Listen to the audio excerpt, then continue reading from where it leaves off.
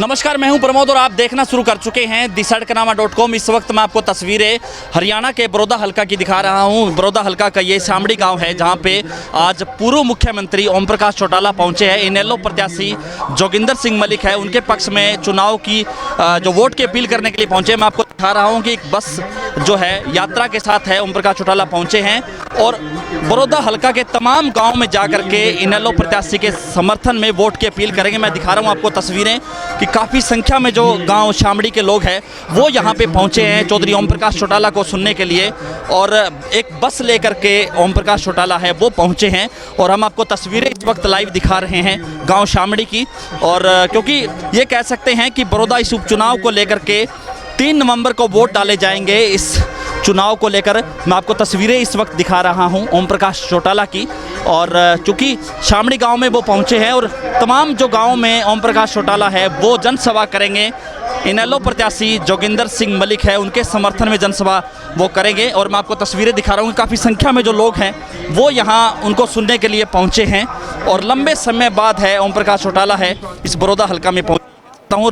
जैसा कि आप सब लोग, इंडियन नेशनल लोकदल पार्टी 15 वर्ष का वनवास काट चुकी है। सत्ता प्राप्ति के बाद जो नुकसान इन 15 सालों में आपके हुए हैं, चाहे वो आर्थिक नुकसान है, चाहे वो सामाजिक नुकसान है, चाहे वो व्यापारिक नुकसान है, हम उन सारे नुकसानों की भरपाई करेंगे और लोगों को उन सारी दुविधाओं से वंचित करेंगे और आपका भविष्य उज्जवल बन सके। मैं आज ही आपसे वायदा करके जा रहा हूँ कि आप नोट कर लें, हमें लिखित रूप में दे दें, हम आपकी समस्याओं का समाधान करेंगे। हम कहने में यकीन नहीं रखते, करने में यकीन रखते।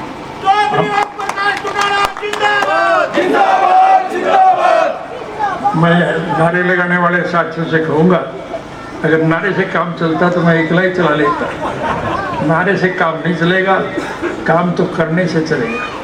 किसी व्यक्ति विशेष के नारे लगाने की बजाय पार्टी के नारे लगाए जाए वो ज़्यादा अच्छे। बस लोगों से अपील करूंगा वोट की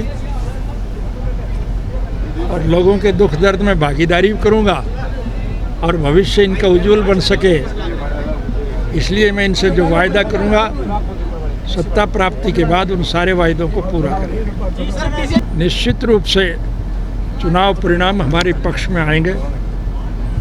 हमारी पार्टी का प्रत्याशी विजयी होगा और उसके परिणाम स्वरूप फिर मध्यावधि चुनाव होंगे, क्योंकि इस सरकार के विधायक जो हैं वो तो भाग रहे हैं और भागेंगे।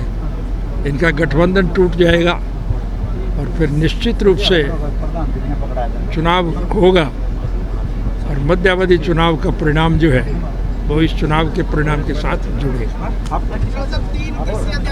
किसान नाराज हैं, उसको लेके क्या कहना? इस नज़र से देखते हैं आप? एक किसान ही नहीं, आज इस देश का हर नागरिक, चाहे वो किसान है, मेरा है, दुकानदार है, कर्मचारी है, कारखानेदार है या मजदूर है, ये तो लुटेरों का एक गिरोह है जिनके हाथ में जाने अनजाने में ताकत आ गई और वो इसकी आड़ लेकर के लोगों को लूट के खा रहे हैं। भाजपा की ओर से दावा किया जा रहा है कि 500 करोड़ रुपए के विकास कार्य करवाए हैं। ऐसा ही भूपेंद्र सिंह हुड्डा कह रहे हैं कि उनके 10 साल के कार्यकाल में बड़ौदा में खूब विकास हुआ है। मैं सारा अगर बताता तो समय लग जाता जी। लेकिन हमारी जब सरकार गई थी तब लाखों करोड़ रुपए हमने खजाने में छोड़ा था और आज 2 लाख करोड़ से भी ज़्यादा का कर्जा है हरियाणा सरकार के ऊपर। कर्मचारियों को तनख्वाह देने के लिए भी हर महीने ये कर्ज लेते हैं। तो विकास का काम कहाँ हुआ है? विकास तो हुआ दिखाई नहीं दे रहा, कर्जा बढ़ता जा रहा है।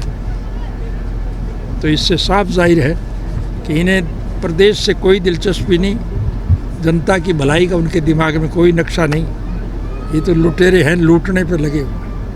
योजनाबद्ध तरीके से ऐसा सिस्टम बनाते हैं कि पैसा देश के 15-16 जो बड़े औद्योगिक घराने, कोई अंबानी है, अडानी है, इस किस्म के लोगों के पास पैसा जा रहा है और उनसे ये सीधा लूट के खा रहे हैं। इनकी लूट के हिसाब की एक बात मैं आपसे कहना चाहूँगा, वो आप ज़रूर छाप दें। मैं यहाँ नहीं कह पाया था, समय नहीं था। हमारे देश में, हमारी संस्कृति और सभ्यता में है कि हम गरीब आदमी की मुसीबत में मदद करते हैं। इस कोरोना की दिक्कत की वजह से सार्वजनिक संस्थाओं ने, चाहे वो गुरुद्वारा है, मंदिर है, मस्जिद है, चाहे कोई और सार्वजनिक संस्थाएं बनी है, लोगों ने जो मदद की थी वो पैसा सरकार ने उनका राशन भी और भी सब अपने खाते में खताया और वो पैसा उनका नाम मान करके और अपना बता करके, सरकार का बता करके वो पैसा इन्होंने लूट लिया। इससे बड़ी लूट और क्या होगी। सर एक गांव से एक विरोध कर रहे हैं। तो आपने देखा ओम प्रकाश चौटाला को आपने सुना और कहा उन्होंने कि कभी भी मध्यवर्ती चुनाव हो सकते हैं, जिस तरह से बड़ौदा चुनाव के नतीजे आएंगे उसके बाद, और जिस तरह से इन्होंने कहा है कि सरकार के जो विधायक हैं जो सरकार से नाराज चल रहे हैं वो भी दूसरी पार्टियों में चले जाएंगे और कभी भी मध्यवर्ती चुनाव है वो हो सकते हैं। मैं आपको लाइव तस्वीरें इस वक्त दिखा रहा हूं। पूर्व मुख्यमंत्री ओम प्रकाश चौटाला है वो शामड़ी गांव में पहुंचे हैं, बड़ौदा इस उपचुनाव को लेकर के प्रचार करने पहुंचे हैं। प्रचार का पहला ही दिन है और ये पहला ही गांव है जिसकी तस्वीर मैं आपको दिखा रहा हूं। इस वीडियो को आप ज़्यादा से ज़्यादा शेयर जरूर कर दीजिए ताकि तमाम लोगों तक ये महत्वपूर्ण जानकारी पहुंचे। हमारे यूट्यूब चैनल को आप सब्सक्राइब कर दीजिए और अगर ये वीडियो आप फेसबुक, ट्विटर, इंस्टाग्राम पे देख रहे हैं तो हमारे पेज को फॉलो जरूर कीजिएगा। बहुत बहुत शुक्रिया।